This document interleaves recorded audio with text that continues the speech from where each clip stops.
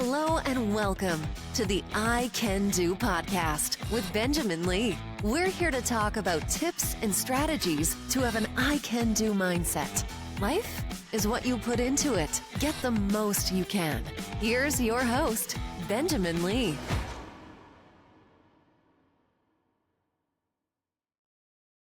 Hello and welcome to a new episode of I Can Do. Thank you so much for tuning in wherever you may be. We have another fantastic guest with us today, Eddie Wayne Runde, if I'm pronouncing your last name correctly.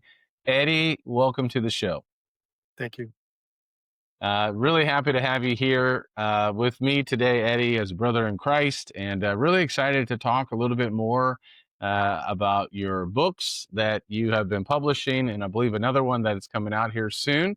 And thank you so much for taking some time for being here with me.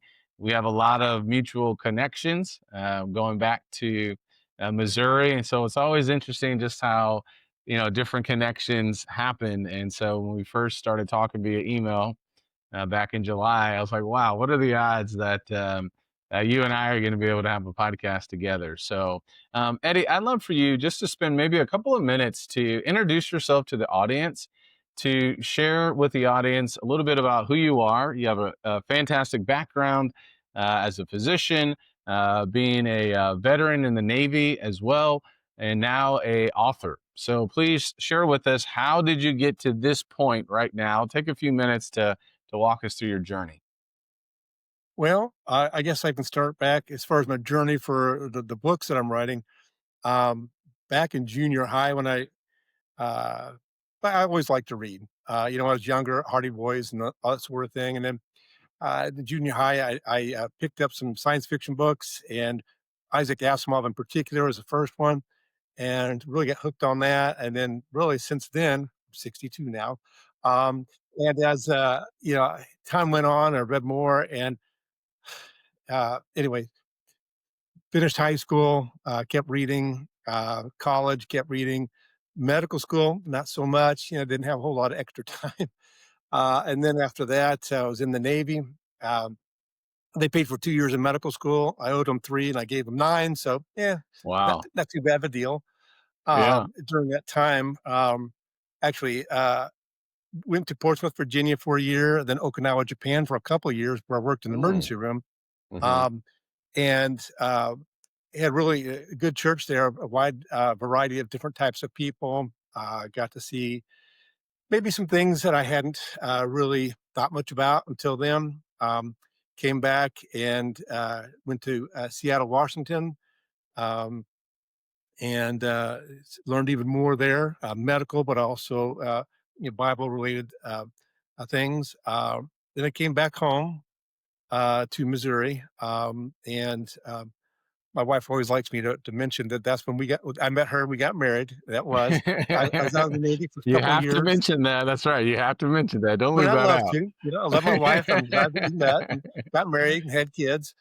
Nice. And then we went back in because the clinic I worked at up in Macon, Missouri, closed, and then had to find something else to do. So we talked about it and decided to go back on active duty in the Navy.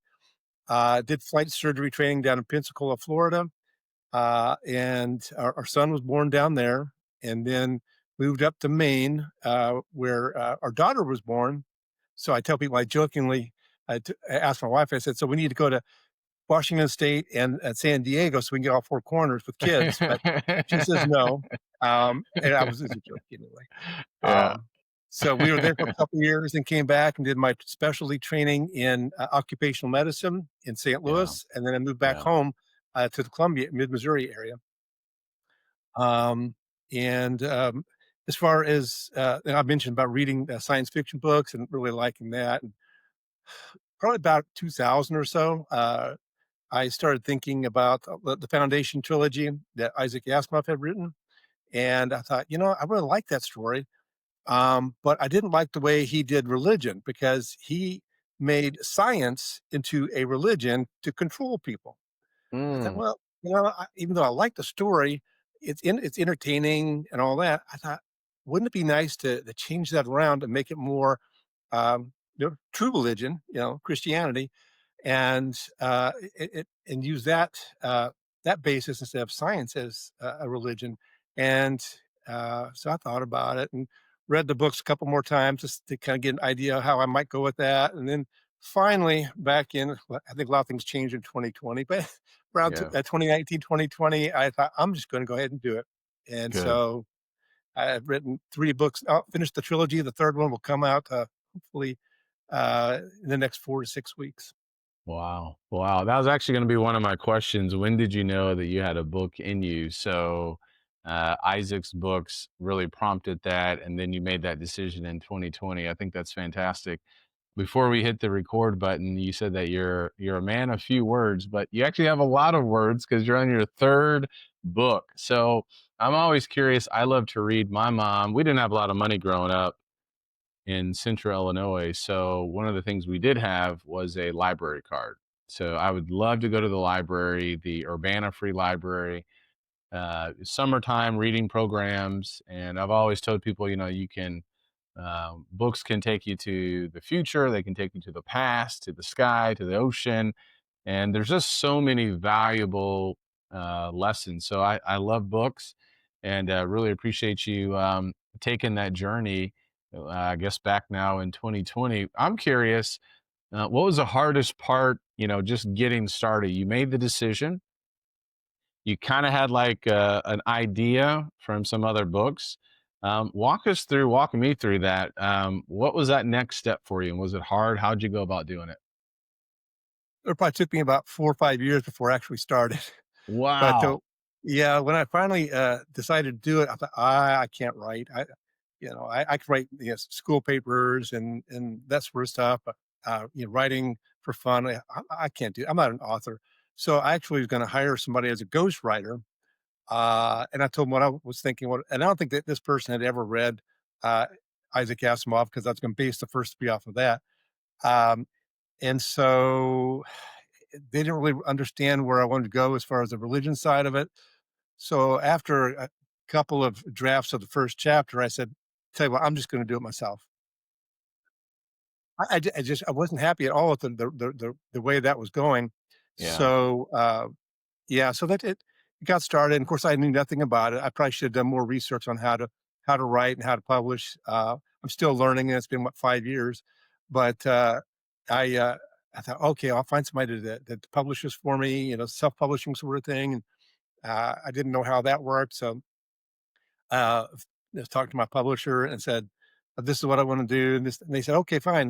They wanted me to send the manuscript right away.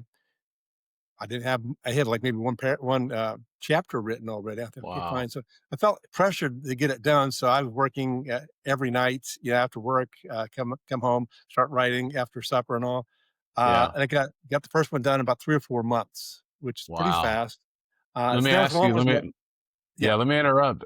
Each night in 3 or 4 months. So was that like 2 hours a night, 3 hours a night? Give us some more I details didn't with that. time it. I would say it's 2 or 3 hours. Yeah, something like that. I'd stay Yeah. up to about 10 or 11. So yeah. Nice.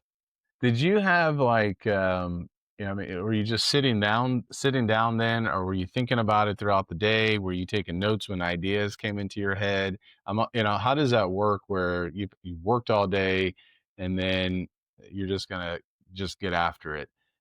Were you doing things throughout the day or just jotting things down? Walk us through that. No, I don't wanna say I'm impulsive, but just in a way, just let the story tell itself. I had an Gotcha. idea because 'cause I've been thinking about it for a while already.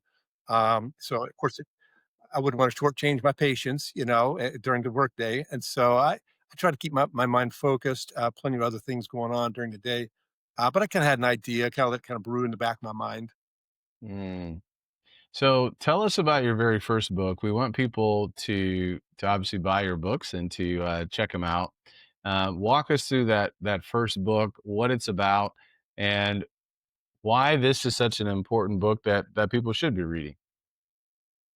Well, yeah, this first 3 books, I did base those loosely on, Asimov's Foundation trilogy. So I set out thinking it was gonna be a trilogy, but, it fairly closely follows the first book, of the Foundation. Matter of fact, it's called The Genesis Trust is the first book. and that kind of mimics the foundation. I thought, well, I don't want to call it the Genesis Foundation. That might sound too close.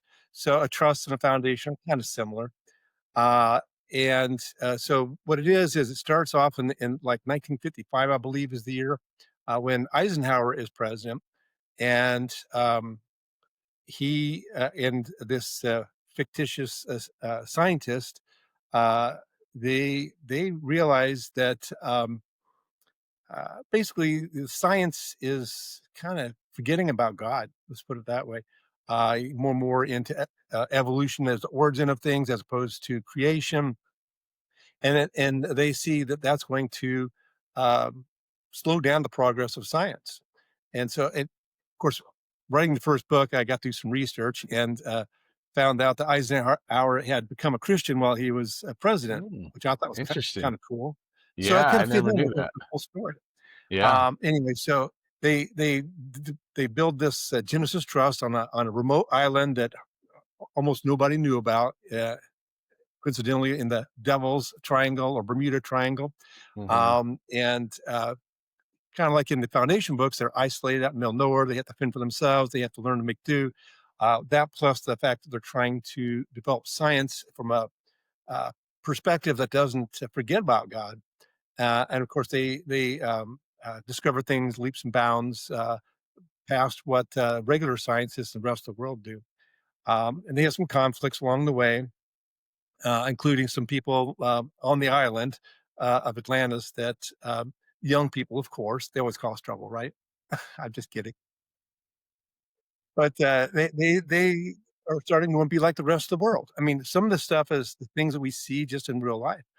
And, of course, they see how that nearly brings disaster on them, but thankfully, the wisdom of the leaders there and the technical advances they have, that they're able to avert that. And Hmm. then it goes on forward. It ends in the year 2099, uh, and it's another confrontation there where society's kind of fallen apart here in the United States and the rest of the world, and Christianity is legal but not really. Again, Hmm. kind of hints of that we see kind of, at least Hmm. I get a sense of in the real world. Hmm. And so Yeah. the Genesis Trust, the Atlantans, they send out emissaries or ambassadors, if you will, Hmm. and they're trying to preach the word and reintroduce science to the people. And some of them get captured in Washington D.C., and then there's a big uh, effort to rescue them, basically, and that's how that ends up, like the last third of that book. Yeah, I love it. One, I appreciate you, sharing your faith in this unique way and talking about God and talking about Christianity. I think this is fantastic, and I think there's a lot of opportunities for people to do that a lot more. And I think a lot of people are looking for that as well. So I really appreciate you doing that. And I believe the second volume is called Trust and Obey, or the Yeah. second book. And so I just love seeing that and using your talents that way as well. I'm curious too, as a physician, as you went through college, what challenges, if any, did you have with, balancing what's being taught about science or creation or God or atheism? And how were you able, if there's a college student listening right now, or a young person listening, or parents who have children in schools, what wisdom can you share with navigating their faith and holding on to their faith? Because college is where a lot of people can lose their faith, for sure. And I'd love to get some feedback from you. Well, I'll say when I was in college, that was 81 to 85. So it's been a little Yeah. while. Things are a lot different. But A even lot of there, things have changed. That's true. Yeah, that's right. I remember taking a comparative anatomy class, which was one of my requirements for a biology degree. And basically, there was a question on one of our tests, and they asked, and I went to WashU, so it wasn't like it was a reputable school. But this professor on the test had asked a question along the lines of the evolutionary thing. And I answered it honestly. I said, well, here's the true answer, but here's what you want.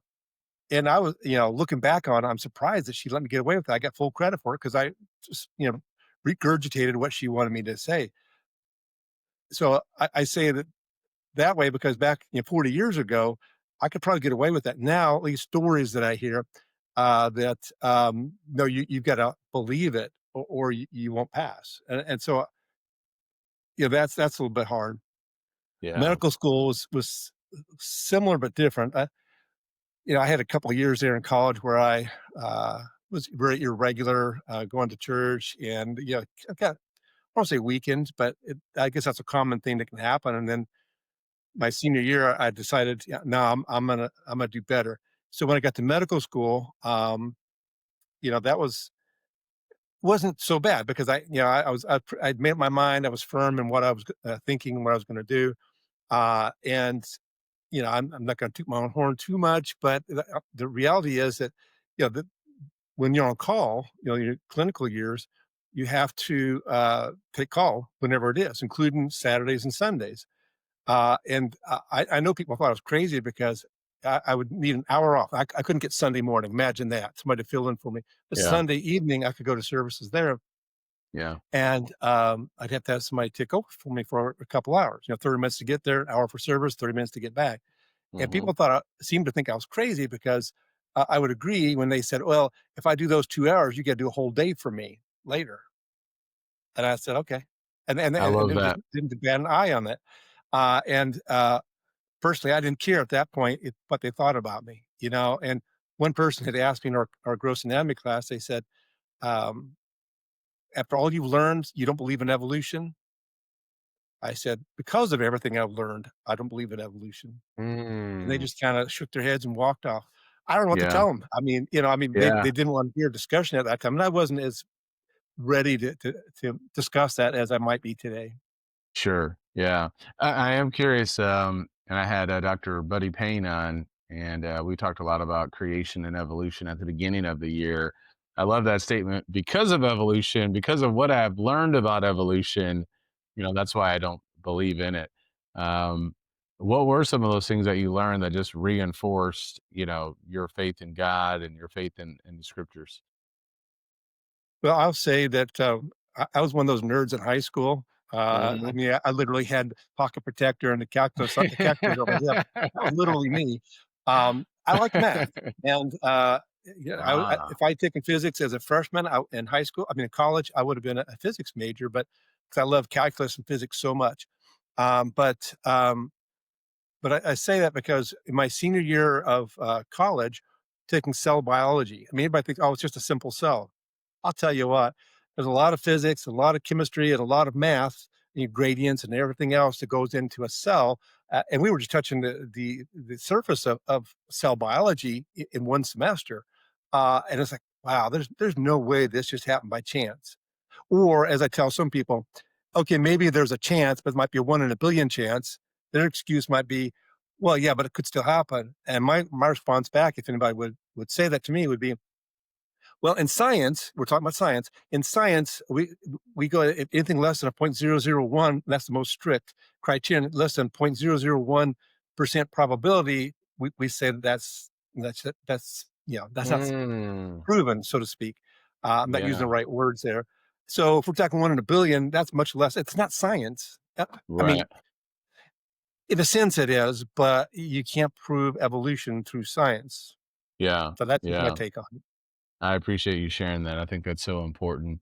Another author that's impacted you or that you like is Stephen King. I had a comic book artist, Brent Peoples, on the show, and we had actually talked about Stephen King. I think I was thinking actually about a podcast. Yeah, Cal Newport. He's written the book Deep Work, and I mentioned what he had said about Stephen King. So I heard this story about Stephen King when he was first starting with his writing, and he had this nail that from the railroad, and he had this big nail that he put in his wall, and he kept all the rejection letters that he was receiving. He just pushed them on that nail and pushed them on the nail, and he just kept on writing.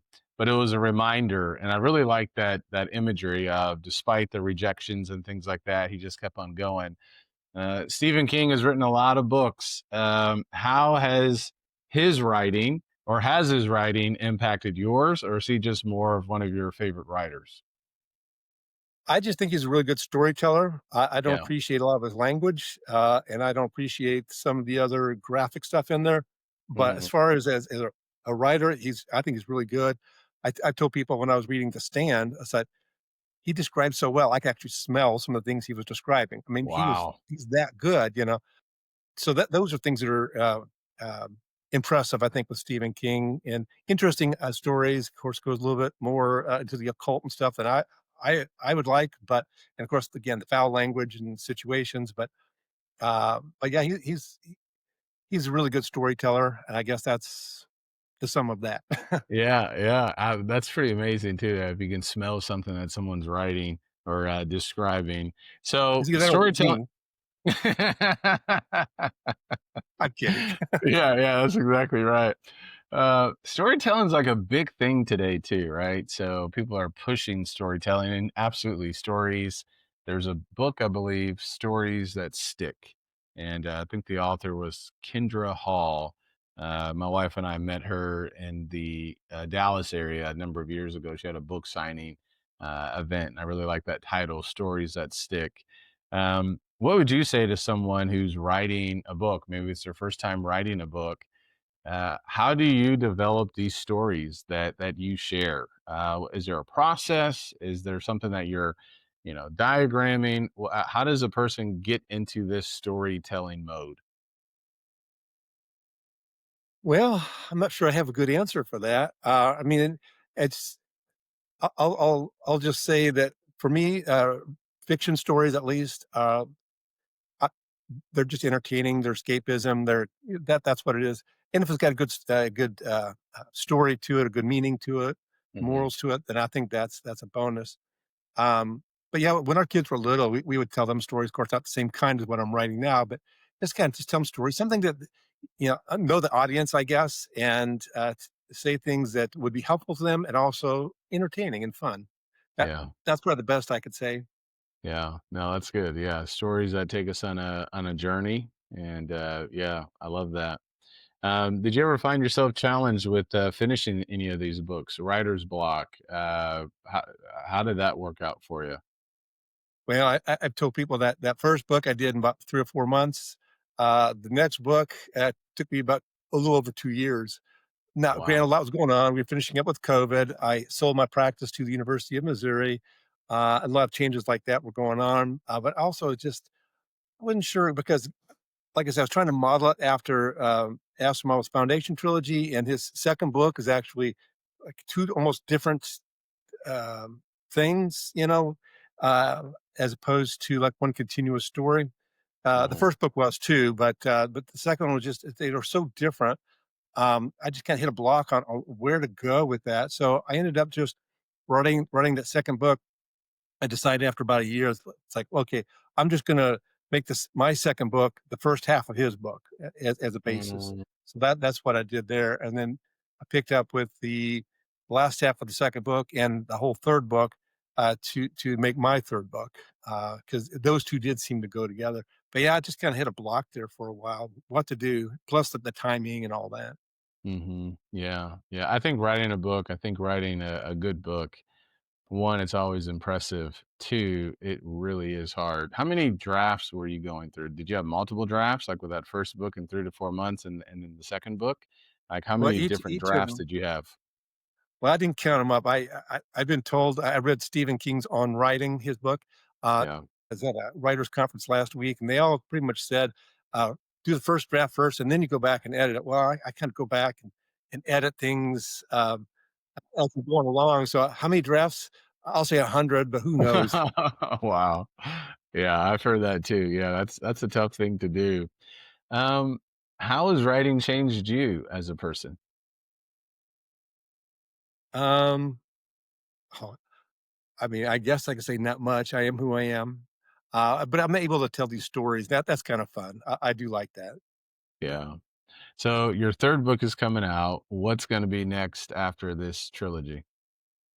Well, I'm working on another book, and it'll be a while before it comes out, but um, it's an interesting idea, and I did present it to one of the um, agents there at the American Christian Fiction Writers Conference last week, and he was interested in the idea. He just said, I'll see if you can make that work," because it's it's it's delving into other dimensions now, Mm. not like a multiverse sort of thing, Yeah, but rather, that's what I was thinking. Yeah, yeah, that's what everybody thinks about is the everybody's talking multiverse. about the multiverse. Yeah. Yeah, but I try to use the analogy of, for example, let's say you take a sphere and it's three-dimensional. You pass it through two dimensions, you're just going to see a small circle getting bigger and bigger and then smaller and smaller, right? So it doesn't look like a sphere. You just kind of see a representation of that. Or if you took that sphere and did cross it through a two-dimensional, you'll just see spots that go back and forth like this. So you can imagine the higher dimensions, if they intersected with a three-dimensional space like we live in, it's going to look different. And so I'm kind of using that take on things and trying to represent that in a sense, like uh, that's how God can do things in our universe, and still not break the laws of physics or science Mm, because he's omnidimensional. Now, mm. the reason that this guy thought it might be hard to do, and I agreed with him. Actually, I brought it up. I said, my thing is, as I'm doing this, I don't want to bring God down to a scientific level. He's not science, and so I've got to, if I can do it, find a way to, um, still keep the glory of God without reducing him to science. He created all this, and that's what I'm going to have to bring out in the stories. Is that so? That's kind of it's an ambitious project, but we'll see if I can do it. Yeah. Where do you get your creativity? I know you're getting it from other From books, God. authors, from God. Yes, ultimately from God. Well, they're No, based go on other ahead. books that I've read, really, if you think about it. Like I said, the first trilogy was based off of the Foundation trilogy. And Yeah. actually, this one is quite a bit off from a book I read way back in college, 40 years ago. Uh, and that one was more a fantasy book where the magicians use these lines of energy that they manipulated. That's kind of what I'm using here. But I thought, let's make it more God centered and more and Yeah. less occultish, so to speak. So that Yeah. kind of got inspiration from that. It's a really weird book that I read a long time ago, and I don't think there's any others like it. But kind of that just popped in my head one day. I thought, let's do that. That sounds like fun. Why do you think the occult is so popular or intriguing to people?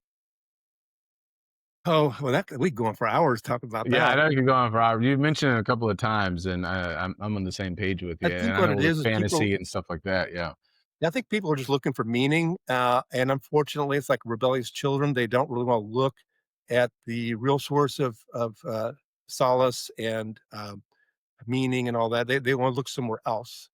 Kind of like the don't touch the red button. Then what do you want to do? You want to touch the red button? touch the red It's button. yeah, something like that. That's my best guess, kind of trying to boil it down to a really simple explanation. Yeah, that's good. What do you want people to get away after or take away from these books after they get done reading them? Obviously, having fun reading the books. What else do you want them to take away? Well, with the first book, it talks a lot about peace and how we can find peace in God. The last half of the book, in particular, about that. The second one is just really more about, of course, called Trust and Obey. The difference between trusting in God and forced obedience by man, and how Mm, actually, if you trust in God, the obedience follows from that, as opposed to having to be forced on you. And then the third book is kind of a warning against false religions, false Christianity, that sort of thing. So, kind of trying to bring some of those general ideas together about what it is to really be a Christian and what God really has to offer. I mean, for those who good. don't know already. Yeah, excellent. My son is in the 8th grade. He's 14. Is there a particular age that these books are written for? Is it for younger people or more for adults? At 14, so he'd be in what grade? He's in 8th grade? Well, he might be able to do well with that, especially if he's a reader. If he likes to read, Mm, then he might enjoy it. okay. The first book, and then the second book. just FYI, there's no profanity in any of my books. Uh, Perfect. Perfect. in the first book, I mean, I still try to stay realistic, and in one place it says, "And they cursed." I mean, let's face it. Unfortunately, people do cuss, use foul language. I just mentioned that. I don't need to give the words. So there's That's right. that, and then Yeah. there's no gratuitous violence. In the second book, Mm, there's a battle that goes on, and so I've got to mention a few things, but no gore, no description of people getting hurt or killed. But you know what happens, kind of thing. right. In the Yeah. third book, there's really I don't think there's anything at all like that, either of those situations there either. Yeah, I love that. I love that. Well, I'm really happy that you have decided to go down this journey and this path of these books. I think it's a fantastic idea. I love to help you out, support you out any other way that I can. And tell us again where people can find you and where people can find your books. Well, I'm on Facebook. I got people helping me with that, and Good. they're doing a good job with. Like I said, I might not seem like it, but I'm not much of a talker, or I'm definitely not a social media person. So I have people help me out with that, and they're doing a good job.